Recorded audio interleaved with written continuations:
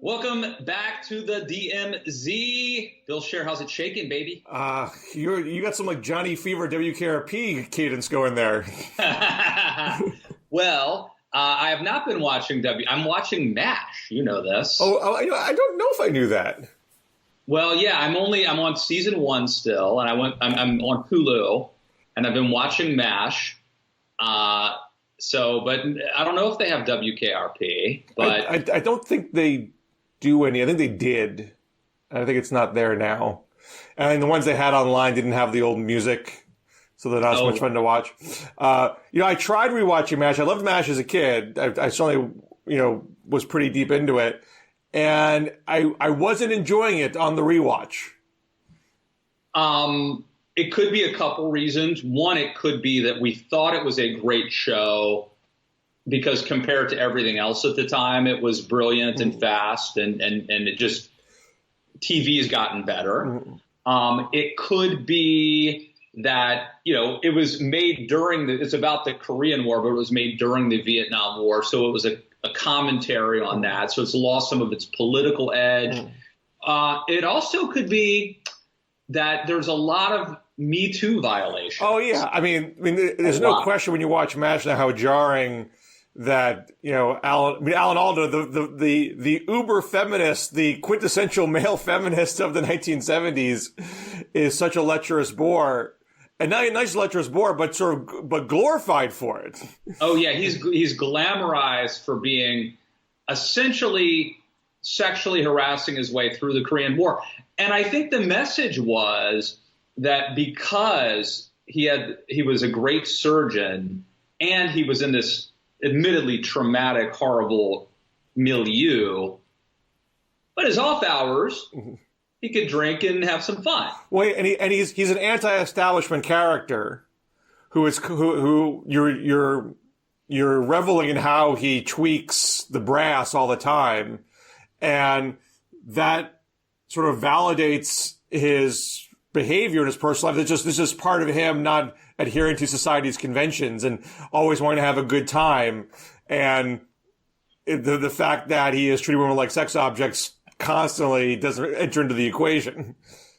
The women seem, this doesn't seem to be, now it's hard, the power dynamic of MASH is hard to say, right? He is a captain. He is like basically the top surgeon. I mean, Burns might technically outrank him, but Hawkeye Pierce is the best surgeon in the 4077. So you never know about the power dynamic. The nurses are basically scalpel, handing him equipment, but it doesn't seem to be really coercive. I mean, I think the message we're sent is that they're also there, and they're also the women are also under a stressful environment.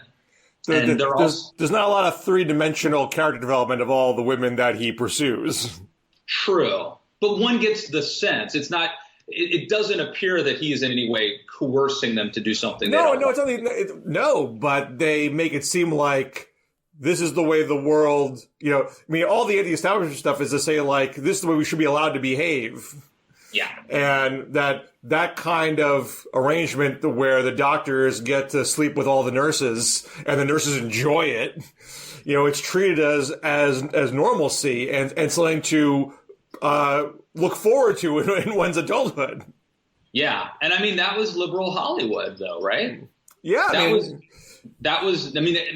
I imagine, I was just telling, my wife was saying that her mom didn't really want her watching it, or that she wasn't allowed to watch it sometimes, or it was like on Fox 5 at 7:30 p.m. She's an old millennial. So it's not like she was watching it live during the original broadcast, but even still, her mom, who was like an Eagle Forum chapter president in West Virginia, didn't want her family watching MASH. Right. Ostensibly because of like the liberal Hollywood values it was instilling, including that. I mean, these things have divided like left and right, for a long time. But I do think in, liberal Hollywood, that kind of portrayal was treated as a kind of freedom, that we're not chained to the stodgy, puritanical Victorian ways. And the notion of giving female characters agency and not having them be in plot lines beyond, trying to, bet a man, it was extraordinarily rare.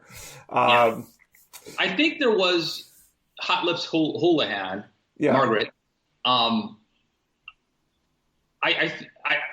early on, and I'm like in season 1 still. Well, I mean, Houlihan is an interesting character because I think there might be some more development of her throughout the series. I mean, she's a true 3-dimensional character. She's conservative. She's sympathetic to the brass. She's pro-war, but she's also having an affair, and the hypocrisies, intrinsic to that, make for more interesting plot lines. But she is kind of separate from all the other women that Alan Alda's, chasing after.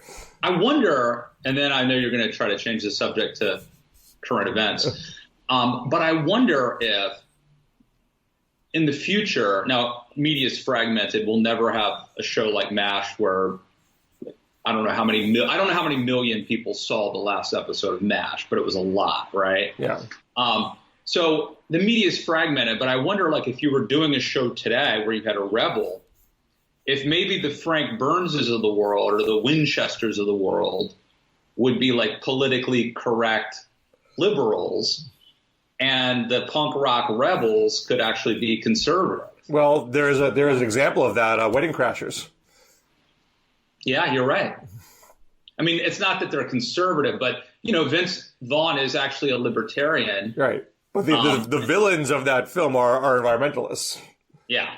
Same thing with Ghostbusters, by the way.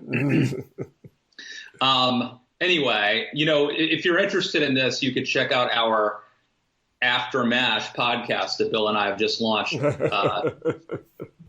Check that out. Subscribe, rate, and review After MASH. I do want to change the subject to Charles Grodin because we lost a great one, and I can't call myself like the quintessential Charles Grodin expert, but there are definitely certain things that I've always loved. I mean, Midnight Runners are my favorites, period. And I also love Lonely Guy with Steve Martin. And I always enjoy when he was on, Carson or Letterman. I had a soft spot for the CNBC show. Okay, let me ask you about that. My experience with Charles Grodin is him going on with David Letterman. Yeah. And basically being antagonistic. Well, with Carson too. I assume that was shtick, but it was never really that clear. Well, right. I mean, I think he said afterwards that they were jokes, but like I was just rewatching one of the Carson interviews. They take it so far, they never break character with it, and they keep having him come back to keep doing it. I mean, he's literally telling Johnny Carson to his face that he doesn't care about anything but his monologue. He doesn't care about the answers of the questions that he asks. Why are we even doing this? And you get the feeling like Carson's like, hey, buddy, we talked this backstage, but you're taking this too far. You're hitting me where it hurts. Carson was a god of late night television. Right. And I think he did have, remember, Carson had a thin skin, right? Joan Rivers was excommunicated. Yeah. It was a good old-fashioned excommunication happened to Joan Rivers. He didn't so the fact that Grodin would bust his chops like that and get away with it. Well, that's what's amazing about Grodin. I mean, here's a guy, this is a classic, I don't give an F show business character. He's going to do what he's going to do. He does not care what you think. He does not care if it makes him out to be the bad guy or the heel.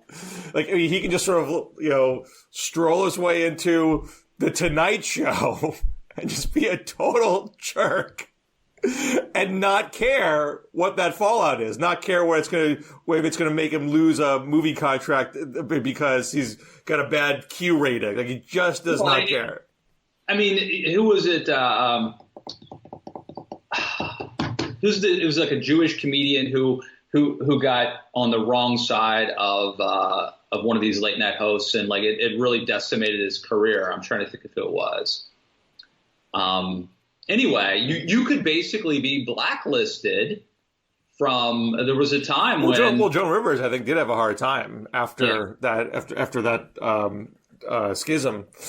She recovered, but I don't think she ever really recovered to the level that she was. I'm a Joan Rivers fan. I don't actually be disparaging, but she was Johnny Carson's go-to guest host. She was which was a big deal because for a while Carson was taking like Monday nights off. Yeah. So you were on one night a week at 11:30, and again, going back to the MASH analogy, millions and tens of millions of people saw you. Yeah. This wasn't like doing a late night hit on. No, this is the kind that made you one of the top comedians in the country. I mean, she was a headliner, touring comedian, and she kind of fell back to being the commentator on the red carpet with her daughter, which I think a lot of people saw as a far lesser gig than where she was at. Although I enjoyed it immensely, but she became more of a punchline herself, I think, in that phase of her career than where she was previously. But Grodin, give it to Grodin. I mean, if those who haven't seen, by the way, sorry, it was Jackie Mason blacklisted by Ed Sullivan. Was that right? I did not know that. That was the reference I was trying to come up with. I don't know if it's true. I don't really know the details, but that's the narrative. But people should not judge the Grodin career based on the Beethoven movies. They should. They should see Heartbreak Kid. They should see Lonely Guy. They should see Midnight Run. And they should read his books. You should see his interviews. You should go on YouTube and see all the great interviews that he did, because they're not like the normal interviews, because he's always being his cantankerous, curmudgeonly self. Now, I remember, probably like in the 80s and early 90s, seeing him on the talk show circuit. At that time, I think he was past his prime, probably doing the Beethoven stuff. What has he been? Has he been relevant lately, or has he been out of the public eye? I don't know. I think he did a Louis C.K. show. I think he did things here and there, but I don't think he was super active in recent years.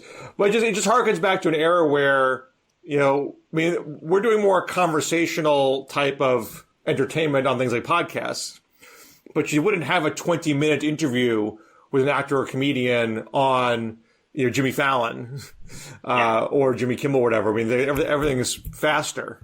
Well, not only that, I mean, I was watching, you told me about this streaming channel where you could watch a whole bunch of classic shows. Yeah, Pluto, right? Yeah. And I was watching some of the, Carson would have on I don't know, Bill Buckley or, he would have, I'm trying to think of the different, it'd be like an economist or a Nobel Prize winner. Anne Rand used to do those sorts of shows. Right. And they would be on, and some nights it would be someone didn't show up. So we're going to keep Norm Mailer on for another hour to, keep talking. It would be, some of it was, I'm not saying it was all deep conversation necessarily, but we don't really see that as much these days. No, I think some of the shows try. I think Seth Meyers has the occasional author on, but you just don't have the same latitude to go off in all these different directions, the way TV is constructed these days. I mean, you get in podcasts, I'm not saying you can't find it, but it's more niche programming that you have to seek out, not there for the masses to watch and, have your horizons broadened. Anyway, go back and do your Charles Grodin deep dives, because if you haven't been familiar with this stuff, you will be you'll be pleased. And I'm fascinated by MASH. So let me know if you have any thoughts. MASH is a very enormously important cultural artifact. I just don't find myself enjoying it the way that I did when I did as a kid. Yeah, it raises questions, but that in and of itself is thought-provoking. So, I've been delaying. Yeah, I'm the one stalling now. I guess the biggest news at the moment is what's going on with the 1-6 Commission. Yes, I'm hoping that we can stamp this out, Bill, because I don't see what good could come from investigating this. We could find out how it started, what happened exactly. Nothing good could come from that, right? Why on earth would we want to actually study this insurrection? I think we know why. Because it's going to make some Republicans look bad. Kevin McCarthy, perhaps, first and foremost, and next to Trump himself. And one of the reasons why I'm not as excited to talk about it is, I'm trying to be the optimistic guy here. I'm trying to say like there are glimmers of daylight to get us back on track as a country.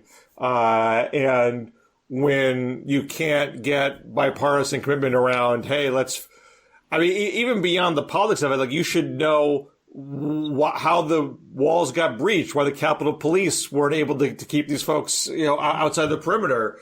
Like that's a sort of basic governing questions that you'd want to have answered after a security breach that we can't seem to. I mean, at least we can't investigate in a bipartisan way. The House and the Senate have their own investigations right now. I mean, they don't need to have a commission, but obviously Democrats would prefer that it was done in a bipartisan way so the findings would be accepted more broadly.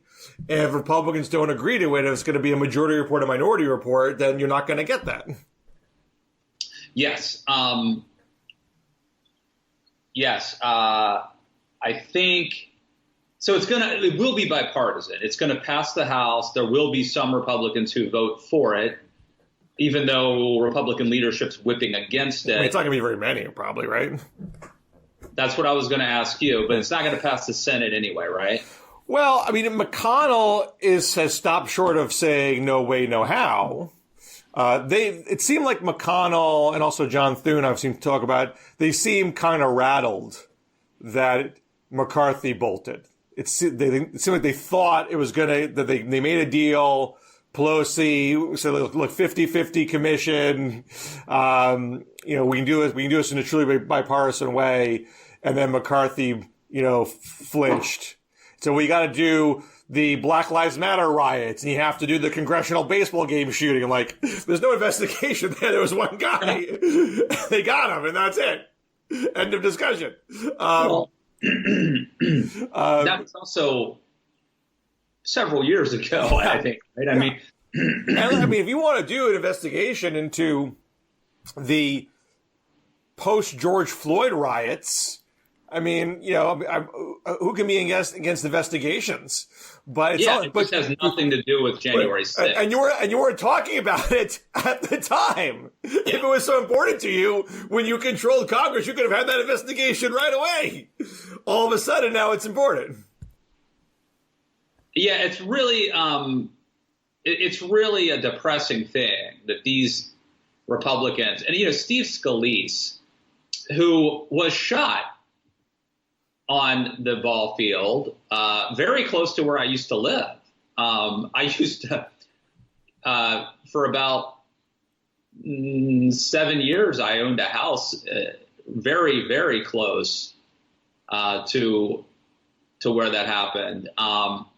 And you would think that would have given him some wisdom about this topic, about political violence and about incivility. And he just seems to be just as much of a complete hack as anybody else. Like, it's horrible what happened to him, but it doesn't seem to have enlightened his perspective at all. I mean, this is not shocking to me that that's the case. Well, it is shocking to me that someone could go through what is admittedly a horrific trauma that he went through, and not only that, but lasting physical damage, I think, and hasn't really changed his perspective. I can understand someone saying I got shot by a follower of a Democratic socialist. This just confirmed all of my feelings about the incivil left, and I have no need to recalibrate any of my past perspective.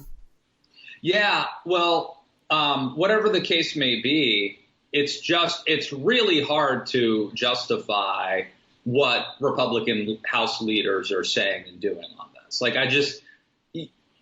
it's just intellectually indefensible. But we know that, poll after poll after poll shows that Trump maintains huge sway amongst rank and file Republicans. He would win a presidential primary if he ran today. That, 2/3 Republicans don't think Biden won the election legitimately. At least that's I think it's at least a high mark in the CBS poll. I've seen others where it's a little bit lower, but still majority. So why would you think they would be willing to do this in a eager, conciliatory way? There's this televangelist named Mike Murdoch from down in Texas, and he has these things he calls wisdom keys. So these are like things out of the Bible that he has sort of put together. It's basically like lessons learned, and he's really boiling it down for you. And one of his wisdom keys is you will, I'm paraphrasing here, but it was basically like whatever you're willing to put up with is what you'll get. You're not going to change anything as long as you're willing to tolerate something. And he talked about Rosa Parks being unwilling to tolerate being forced, she did something. And he talks about like, someone who's like being domestically abused for like 20 years. It's like, if you're able to tolerate something or put up with something, it's going to keep happening. If you work in a toxic work environment, now I'm sure there've been times and places where people didn't have agency, but today in America, if you work at a toxic work environment and you put up with that, you're going to get more of that, right? Right. And as I was hearing that, and I forget how he put it, but he said it in a way that was like, whatever you're willing to tolerate is what you'll get. And I was like, that's Republicans and Donald Trump. Mm-hmm. They're willing to, it's not too much for them. They're willing to tolerate it. And thus that is what they shall get. What I think is important there is, I think that's true. I think that's indisputable. I don't think we know as far as, who's in the House and who's in the Senate and who's in the state legislatures and who the Secretary of States are across the country. To what extent are these Republicans true believers? And to what extent are they willing to tolerate a high degree of this nonsense? And I think that maybe the difference doesn't matter at the end of the day, but it potentially matters in terms of how far people are willing to go. We have this great concern that state legislatures are going to be incentivized to not certify elections, take power from secretaries of state, give themselves the power to send their own slates of electors or to decertify or certify things that don't follow the vote counts. And I'm hardly in a position to say that, you shouldn't worry about this in any respect. But we do see, after what happened in Georgia, after we see, the Secretary of State's powers get weakened, to see the Lieutenant Governor say he can't run again, Governor getting primaried, yet you still have, and what happened to Liz Cheney. And the Arizona election officials in Maricopa County are still saying, we can't tolerate this. This is too much. You can't expect us to pretend this election was stolen when I'm telling you it wasn't. You're disrespecting me and my staff by putting forth these lies. And I just don't think it's not easy to predict, but it seems to me that you have a different perspective and sense of responsibility when you are in the chair and you actually have a degree of power to then expect that person to literally negate democracy. This is like the Thomas Becket argument, Will someone thrust into a position then accept their responsibility and rise to the occasion? And I think it's the thing we don't know is, and thank God for these people, by the way, but what we don't know is, are these Republicans, maybe Republicans who care about things like the rule of law, were attracted to these types of jobs where they were in these kind of positions. And if they are purged, will the next person who comes in be Thomas Becket, who is changed by the job, or not? I don't think we know that question yet, because these are first generation Republicans who pre-existed Donald Trump. And they harken back to the Reagan-Bush era, probably. We can't say for certainty. I do think that the number of people needed at multiple levels of government to actually get away with overturning the results of a free and fair election is extraordinarily hard to pull off, because I think someone's going to crack. Someone's going to say this is just wrong. And once one person cracks, you've delegitimized the whole attempt at overturning. But we're sort of living off of the borrowed capital of an era when people knew right and wrong and cared about right and wrong. And so there are people who were brought up to know the difference between right and wrong, and these values were instilled in them. And when they have responsibility and the pressure's on, some of them are reverting back to those values. But what happens if we get a generation of people who didn't have those values inculcated? I think we still have an American civil religion. It's still taught in schools. You still get it, from the get-go. I mean, even if there is more critique of America's origins in our schooling, there still is the basic sense of what America is supposed to stand for and what it represents. I still think you get that at a young age. I think it carries over into adulthood. And no matter how Trumpified some people have been getting, it's another order of magnitude to actually be a Secretary of State, to be on a board of elections, and to be expected to negate an election. We haven't seen, again, I can't predict the future, we haven't seen these people actually do it. We've seen people be performative. We've seen people complain about the boards. We've seen people have to have petitions and shake their fists. Right. But the people who are actually in the position to certify and the judges to review those decisions, those folks have not cracked. And it could be that it could be that, like, this is an early indicator of something to come, right? That, like, we're slowly getting warmed up to the idea of... Well, I'm not arguing for complacency. I'm not saying, hey, there's nothing to see here, go about your business. Clearly something is percolating that's disturbing. I just caution making the jump that because X happened, Y has to happen. Because right. When it seems like something happens between X and Y, when you're actually in the position of upholding democratic elections, that makes people pause. Yeah. I'm going to go back real quick, Bill, to the earlier thing about what you're willing to tolerate. Yeah. And I think we would agree that this is more a problem right now with, like, members of Congress than it is with secretaries of state, let's say. Yeah. But I still find this interesting. Okay, there's like an ethos within sort of the country conservative mentality that goes against this. Okay, so what these Republicans are doing is Donald Trump does something outrageous, and they might initially be pissed off at Trump, but they're subsuming that, and they're basically making a fairly sophisticated, mature decision to, like, subsume their opinions and anger and be deferential out of a strategic calculation that it's in their best interest to do so. That goes against the sort of, like, by God, I got my country all worked up right now.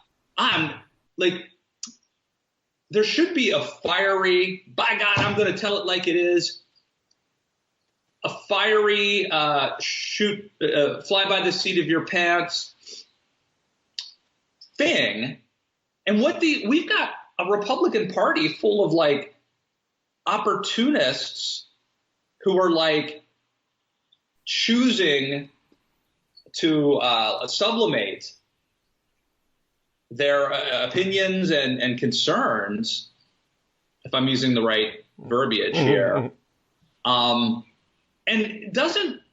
that's more, to me, that's like more of a liberal thing well, the reason thing to do would be to like, let this one go and let's, count to 10, let this go. Don't get worked up about it.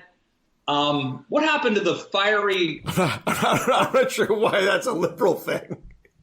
Well, because these are stereotypes, admittedly, but I don't know. I was brought up with a sort of like, you offend a country person's honor, or you tell them something ain't true that is, and they're not going to think about getting ahead. They're going to walk in and say, take this job and shove it.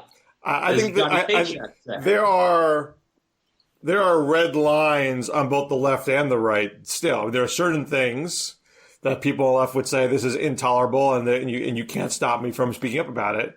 And there are other things where they might say, look, we got to think about the bigger picture here. Let's push this one below the surface and focus on what we agree upon. And I think people on the left and right do this all the time, just on different tripwires for them. What's notable here is that what's being pushed below the surface is your manhood and your dignity and your honor. These are big things. I mean, to see Ted Cruz suck up to Trump after everything that he said about him and his family and his wife, that's the kind of thing that really makes you cringe. What about George P. Bush? Mm-hmm.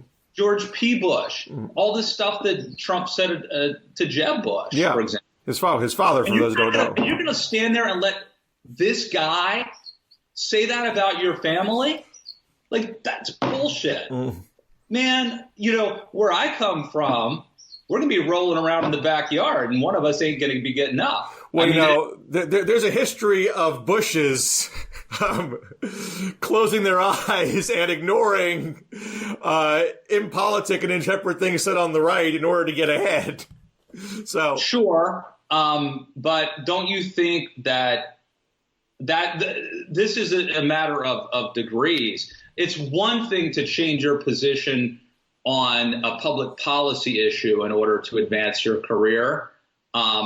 That's that could be problematic. Don't get me wrong. But that's maybe, and that does speak to your ambition or subservience, maybe the wimp factor. Well, I mean, George Bush Sr., built the Texas Republican Party by playing footsie with the Birchers. I mean, that's how. I mean, the Republicans were not strong in Texas, in his early days, but he made that devil's bargain very early on. So it's not like this is a new phenomenon in the Republican Party between Republican establishment and fringe characters on the right. It's just that the fringe characters are not the tail anymore; they're the head of the dog. And the establishment. We have our people who are being deferential and subservient to someone who has personally attacked their family, and they're saying, like, give me more. Like, that goes against that conservative country thing. I don't know. I don't think. Here's what I don't understand. For what?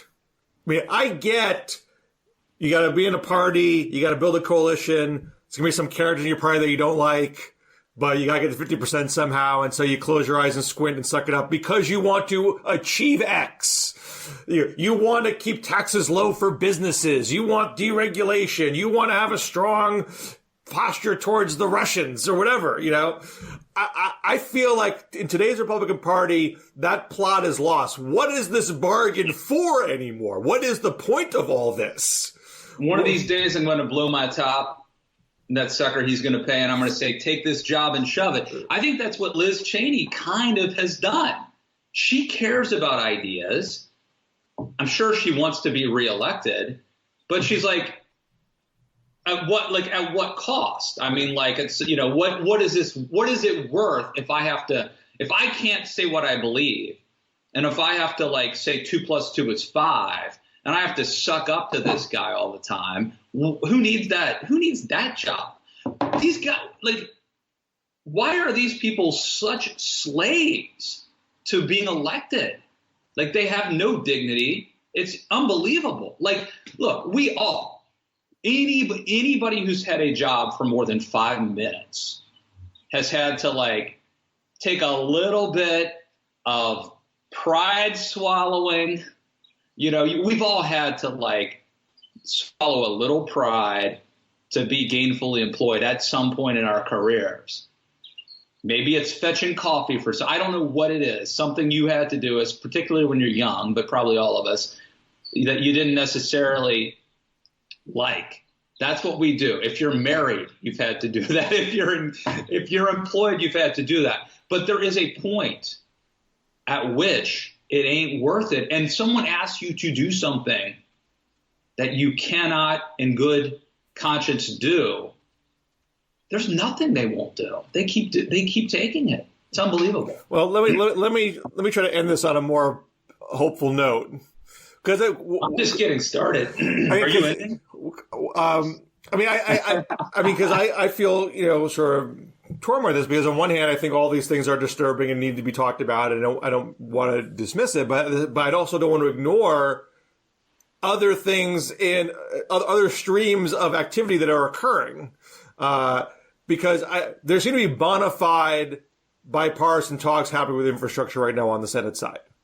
And if the 1-6 stuff wasn't happening, if the Liz Cheney stuff wasn't happening, if Trump was just playing golf and not making any kind of comments at all, and all you were doing was reading the statements that the Democrats and the Republicans were making about the infrastructure talks, you would say, oh, I see there's a lot of overlap here. I can envision where the middle ground is, and I would be pretty hopeful that they would come up with an agreement. They're not saying things. They're not drawing red lines that make an agreement impossible. Not easy, but not impossible. And I did Tom Bevan's radio show. Tom Bevan, who runs Real Clear Politics. He has me on from time to time, and he asked me, what do you think the odds are they actually get an infrastructure deal? And I said, for entertainment purposes only, I would say 60 to 70%. And he was like, wow, I would say 20%. And I understand maybe there's no one who would go as high as I would here, but I'm basing that on just what I'm seeing the actual players say. And I think, and I'm not saying that this is just opinion, I can't know this to be absolutely true. I think Mitch McConnell has incentive to do this deal. There's a reason why he's not just dumping on this whole thing. I mean, we've talked about inflationary pressures before. Republicans are pretty quick to say, we can't be spending willy-nilly because inflation's already happening. You were talking about this being Jimmy Carter redux. That argument's out there. Republicans could be saying in unison right now, this is the wrong time for an infrastructure bill. This would be a total disaster. I don't think it'd be economically inaccurate thing to say, but you sure know they could say it and would say it in many circumstances. But they're not saying it. They're saying we just want to spend a more reasonable amount. We want to be more narrowly focused. We're willing to do up to $800 billion over an 8-10 year period, which, it's the long time frame, so it's not like it's totally enormous, but it's not nothing. Why are they saying that? Why are they saying that they're interested in it? I don't think you say something you're not willing to actually do. If Biden walked across the hall today and said, I'm going to take the Shelley Capito deal today, you would have that deal today. And I think that's because McConnell thinks it is bad politically to be seen as that obstructionist. He thinks it's bad politically to starve their own states and districts of infrastructure repairs and improvements. And they don't want the corporate tax hikes. They don't want to undo the Trump tax bill. But if they could find a way to do the pay for, and if Biden would accept the smaller number, which Biden has basically said that he would, Biden has said, let's do what we can agree on. he has not said, I can't go lower than 1.5 trillion. He has not put a number for a floor for him. He said, let's do what we can agree on, and then I'll try to pass the rest some other way. I think to the degree that people don't trust Biden right now, it's the $1.9 trillion thing. They basically said, we're not going to go less than that. And we're not at all. Like who said that? The White House, the Biden White House. He said, like, I want 1.9 trillion. Republicans said, how about 800 billion? And with the rescue plan.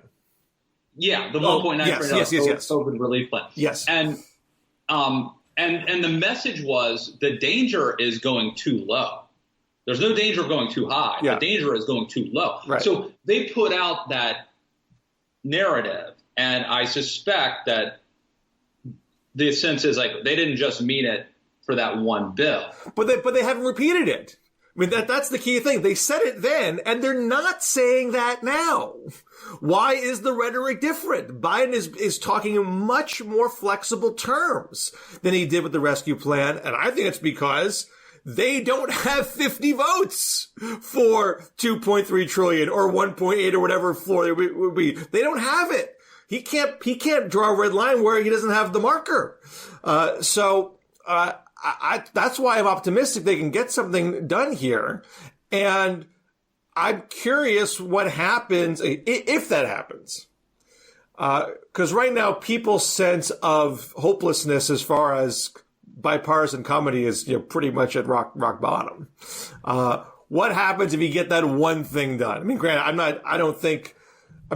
my guess is McConnell wants to do the one thing so we can oppose most everything else and say, hey, it's not like I'm not an unreasonable guy. I did this, but now I have the latitude to propose all these other things. So I'm not saying it automatically makes everything, utopia. But what does it change to the national demeanor if they could do this relatively basic thing, which has been bipartisan, many times before? It would probably be good. And McConnell gets to be an obstructionist, but say he's not. And Biden gets to say, hey, we didn't get everything, but we passed the stimulus, the COVID relief package. We did the thing that everybody was trying to do, infrastructure. That's a legacy. That's a first term. So there's something in it for everybody. And I would also say, again, with the caveat that I am not an economist, of the types of spending that could cause things like inflation, I don't think that this sort of infrastructure is likely to be problematic in the way that other types of spending might be. Well, I'm actually in the middle of writing a piece about this, so it's not up yet. I wrote a piece earlier this week about the prospects for a vehicle mileage tax. So, I think the big sticking point in the infrastructure thing is the pay for. They basically agree on doing around 800 billion of physical infrastructure, traditional infrastructure. They don't agree on how to pay for it. Biden wants the corporate tax hikes. Republicans say we don't want to touch the Trump tax bill. We want to do user fees. And one of the user fees they have suggested, they haven't used the phrase, but they've basically said we want to, because right now the highway trust fund is in large part paid for with the gas tax. That's meant to be a kind of user fee. You drive on the roads, you pay for the road usage. That is encapsulated by the amount of gas you put in your car. But if you have a hybrid or you have an electric car, then the gas usage is not commensurate with your road usage. You could argue that's positive. It's an incentive to buy fuel efficient cars, but others are saying, particularly Republicans, well, this is giving electric car users a free ride and they're not paying for the infrastructure anymore. And there are some Democrats who have said, this is not sustainable. We do need to pay for the roads, and the gas tax isn't pulling its weight the way it used to. Not just on the electric car thing, but also because it's not kept up with inflation. So maybe we need to transition to a vehicle mileage tax where we're tracking your mileage use, and it doesn't matter what kind of car you drive. What's that? That's something Big Brother to me. Well, there is that issue there. There's definitely that issue.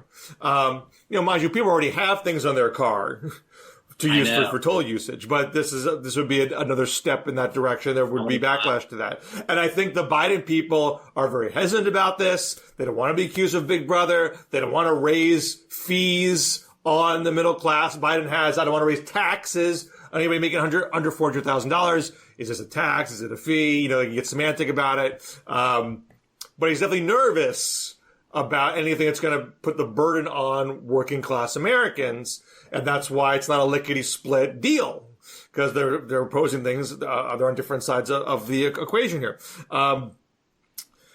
But if Biden does not have 50 for the corporate tax hikes that he wants, and we know at least Manchin's expressed some hesitancy there, that makes the Republican offer more relevant. So I hear people saying, well, Biden would never do this. He's not going to do something that's going to hurt the middle class. Again, I see the reluctance, but the biggest thing he's afraid of is having no infrastructure bill at all. So if it's a choice between no infrastructure bill or swallowing a vehicle mileage tax, I think he swallows it, at least in part. And to get to your point about the inflationary aspect, infrastructure is long-term spending. It's not about today. It's about 5-10 years from now. So the current inflation issue should not be relevant to that. And the one thing about the vehicle mileage stuff, to the extent you're putting some burden on the middle classes, that is also a weight against inflation, because these are the kind of, push-pull aspects of the economy, things that are sort of unpleasant to take help keep inflation down. But a vehicle mileage tax also probably wouldn't get implemented lickety-split. It would be phased in over time. So it's all down the road. What I do think is very challenging for Biden when it comes to inflation, if we're going to see extended inflation, which is an if. We had a bump up this past month. We don't know how long it's going to extend. The Biden people say it's temporary. The Fed says we can handle it.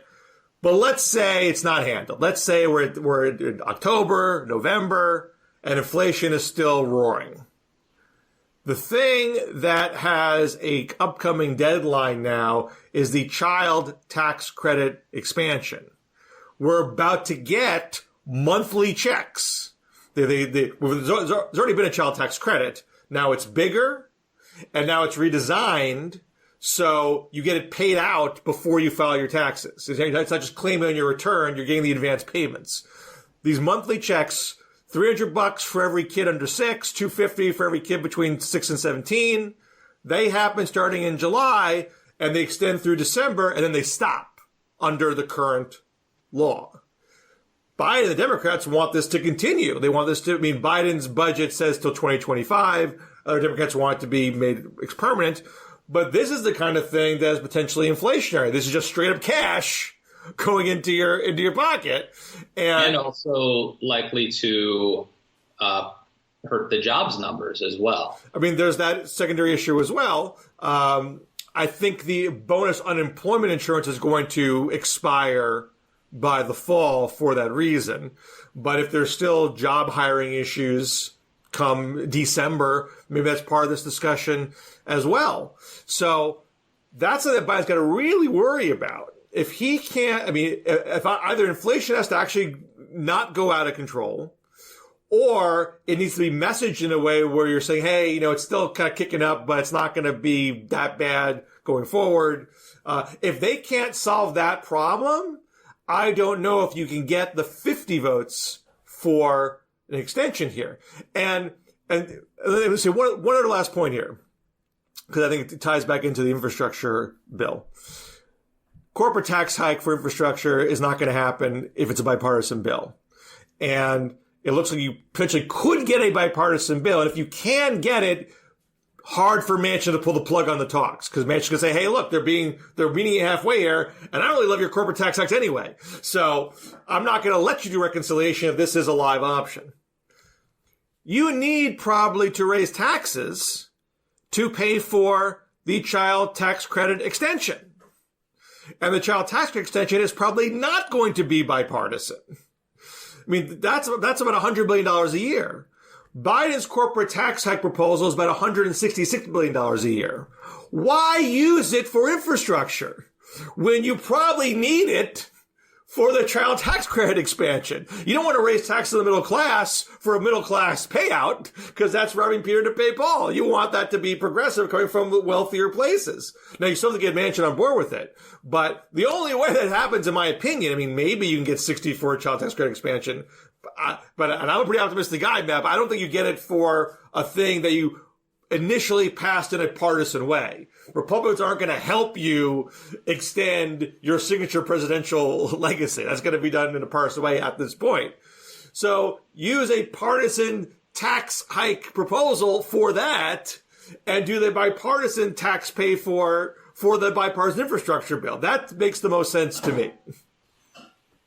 To be continued, Bill. I don't know if you listened to The New York Times, The Daily podcast. I haven't lately. They had a pretty good explainer on inflation yesterday and on what's happening right now. That I Did would it confirm your priors?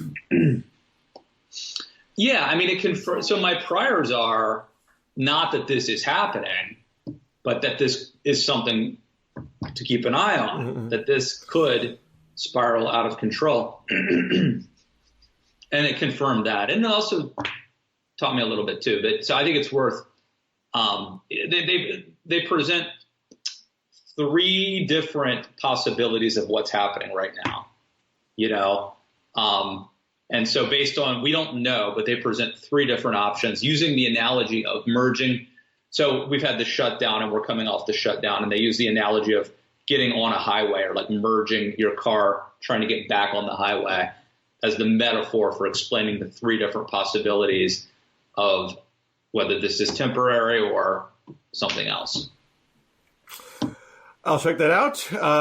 Anything else you have to plug, Matt?